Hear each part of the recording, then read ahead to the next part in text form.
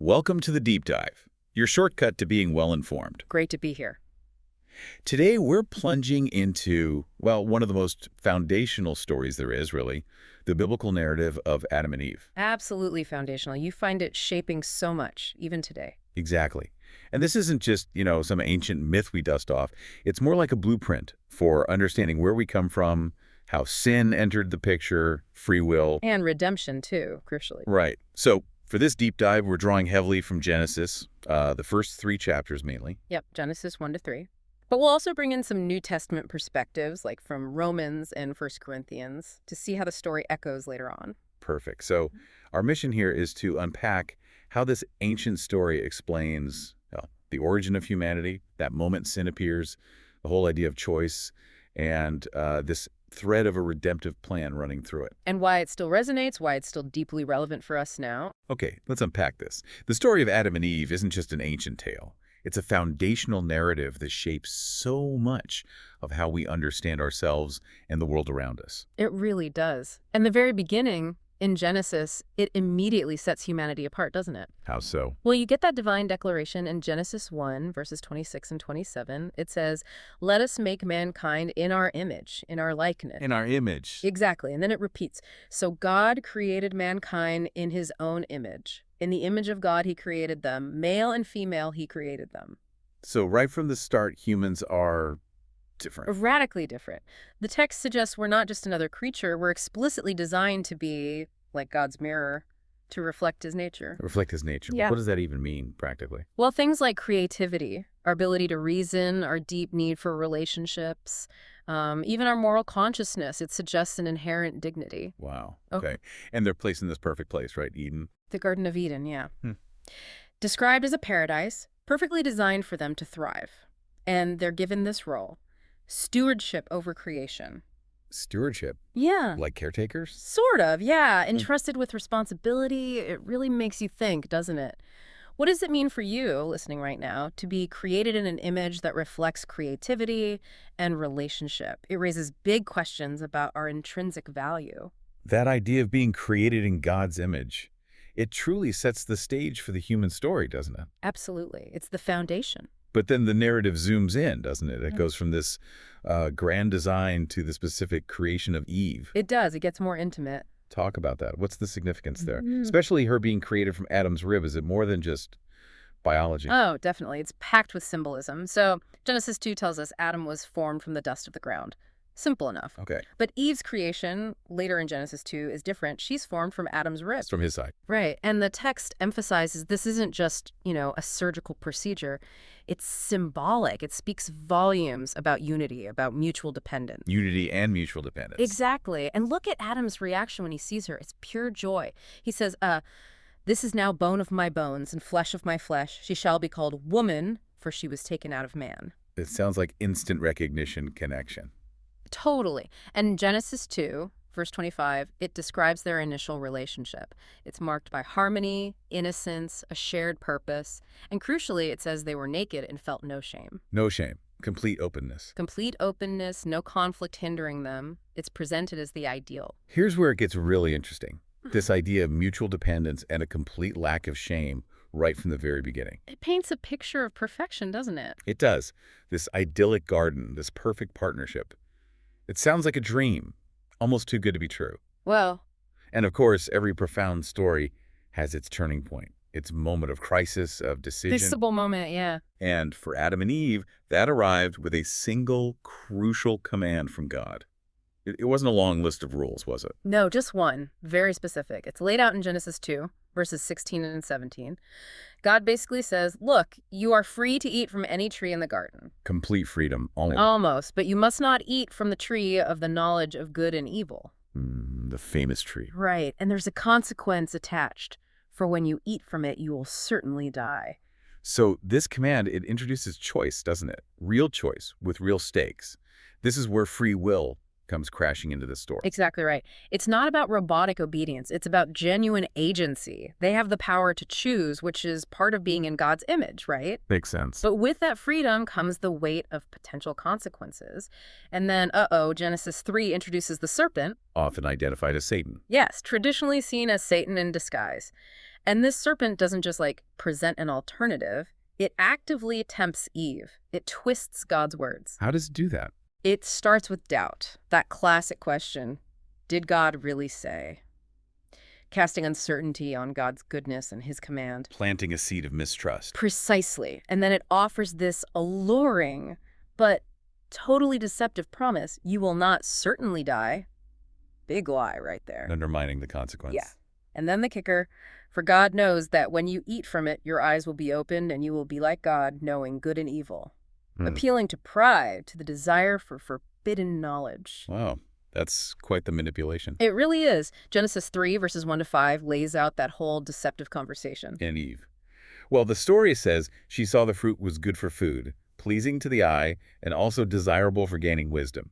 So she took some and ate it. She made the choice. Seduced by the appearance, enticed by the promise. And then she gave some to Adam, who was with her, and he ate it too. He also chose, no protest recorded, just participation. And the immediate consequence. Genesis 3, verse 7 says, "Then the eyes of both of them were opened, and they realized they were naked." Boom! Instant change. That realization of nakedness, it's not just physical. It symbolizes the loss of their innocence. So this single act, eating the fruit, it just fundamentally altered everything, didn't it? It absolutely did. This act of disobedience, this breach of trust, it introduced sin into the human story. The sin meaning. Meaning separation from God, broken relationship, falling short of that original design, the shame, the fear they suddenly felt. That's the immediate fallout. Fellowship with God was fractured. Their condition fundamentally changed. So what does this all mean for the story and for the trajectory of humanity? It sounds like things go downhill fast. They do. And these weren't just, internal feelings of guilt. Right. This story talks about tangible consequences, specific judgments. This is where we see God's justice, his holiness, responding to their disobedience. That's right.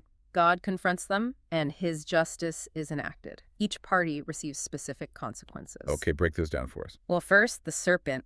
It's cursed to crawl on its belly, eat dust. It's a picture of humiliation. And isn't there something else there, a prophecy almost? Yes, crucially. Genesis 3.15. God says to the serpent regarding Eve's offspring, he will crush your head and you will strike his heel. Crush your head. Strike his heel, what's that about? It's widely seen as the very first hint of the gospel, the proto-evangelium. It points forward, Christians believe, to Jesus Christ ultimately defeating Satan, the serpent, even though Jesus himself would suffer in the process the striking of the heel. Wow. Okay, so even in the curse, there's a hint of future victory. What about Eve? For Eve, the consequences mentioned are increased pain in childbirth and relational tension with her husband. The harmony is broken. By Adam. For Adam, the ground itself is cursed because of him. Work becomes toil, painful labor just to get food from the earth, and ultimately, mortality. God tells him straight up, Genesis 3.19, "For dust you are, and to dust you will return." Back to where he started, the reversal of life. Exactly. And then the final consequence. They're banished from the Garden of Eden. Kicked out of paradise. Yeah. And it's not just about losing a nice place to live. It symbolizes that spiritual separation from God's immediate presence. Access is cut off. So if we connect this to the bigger picture. You can see how this one act of disobedience, this single choice, sets a profound, tragic trajectory. Not just for them, but the narrative implies, for all of humanity that follows.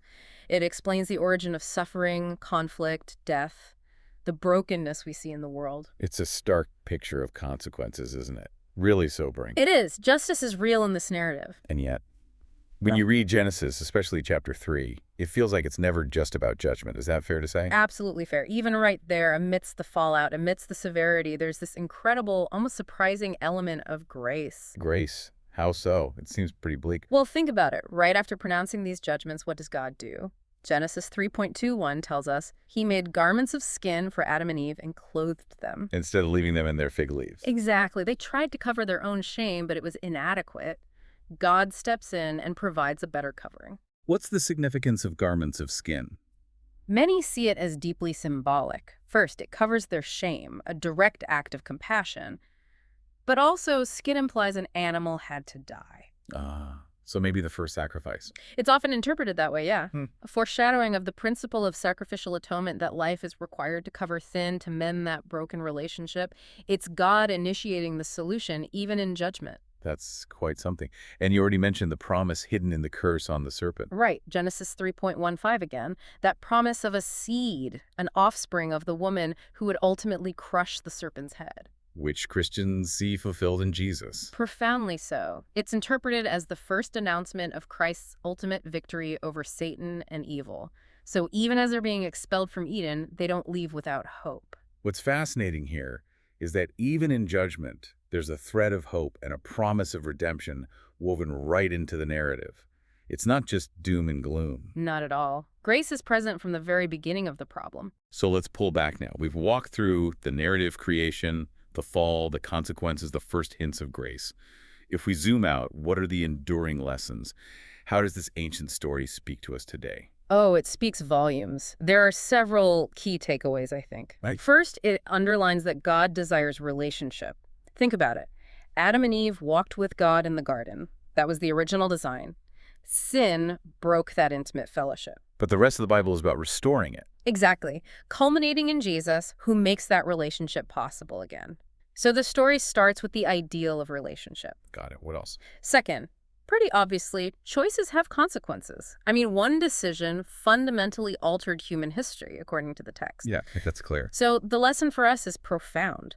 We're called to live in obedience to God, not out of fear, maybe, but out of trust and humility, recognizing our choices matter deeply. Okay. Relationship, consequences, anything else? Third, look at how the temptation started. Deception begins with doubt. The serpent didn't start with a direct command to disobey. It started with, does God really say? Right. Questioning God's goodness, his truthfulness. The takeaway there is the importance of being rooted in truth, knowing what God actually has said. The source material points towards Scripture as that anchor. So guard against doubt, stay rooted in truth. Makes sense. And finally, maybe the most powerful point, grace is greater than sin. How so? Well, even with the devastating impact of the fall, God's plan wasn't thwarted. As the Apostle Paul later writes in Romans 5.20, where sin increased, grace increased all the more. So sin is powerful, but grace is more powerful. That's the message. God's redemptive plan, centered on Jesus, was always part of the picture. Grace wasn't plan B. It was woven in from the start, even hinted at in Genesis 3. Wow. So relationship, consequences, doubt, and grace. Those are big themes. Huge. And it really brings up a question for you, the listener. How do these ancient lessons about choice, consequence, trust, relationship, how do they resonate with the decisions you're making, the relationships you're in right now? That's a great question to sit with. And that mention of grace, and Paul in Romans, brings us perfectly to this really powerful New Testament connection. Ah, yes, the second Adam. Exactly. Paul draws this direct line, contrasting Adam with Christ. Tell us about that. Why is Jesus called the last Adam or the second Adam? What does that unlock for us? It's a really crucial piece of theology, yeah. Paul lays it out very clearly, especially in Romans chapter 5. He basically sets up Adam and Christ as two representative heads of humanity. To representative heads. Yeah. Through Adam's one act of disobedience, sin and death entered the world and spread to all people. Adam represents humanity in its fallen state. So Adam's failure affected everyone. According to Paul, yes. But then he presents Christ as the counterpoint, the last Adam. He quotes this powerful line in 1 Corinthians 15.22. For as in Adam all die, so in Christ all will be made alive. So Christ reverses the curse. In essence, yes. Jesus succeeded where the first Adam failed.